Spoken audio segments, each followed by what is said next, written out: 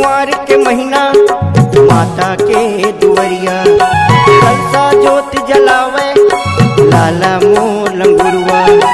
चैत कुंवर के महीना माता के दुवरिया कलसा जोत जलावे लाला मोर लंगुरवा। जाके माता के सेवा बजावा दोबारा मौका नहीं मिलना, दोबारा मौका नहीं मिलना, दोबारा मौका नहीं मिलना।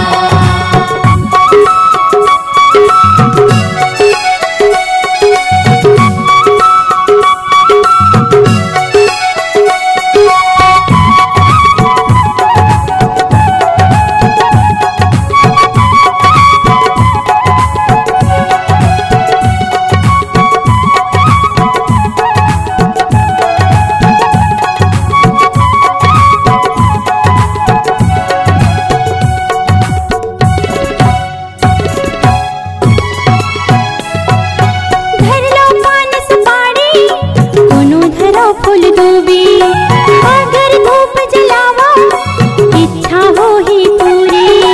धर लो पान सुपारी दोनों धरो फूल दूबी अगर धूप जलावा इच्छा हो ही पूरी। लाली चुनरी चढ़ावो माईया दोबारा मौका नहीं मिलना, दोबारा मौका नहीं मिलना, दोबारा मौका नहीं मिलना।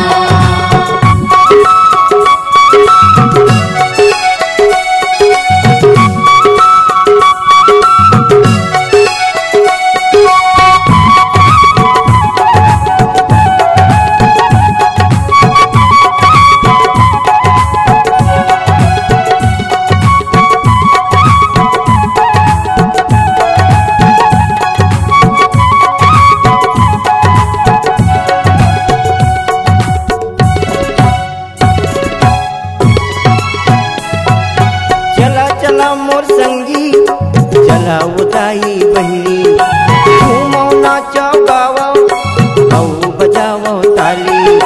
चलो चलो मोर संगी चला उदाई बहनी झूमो नाचो गावो औ बजावो ताली।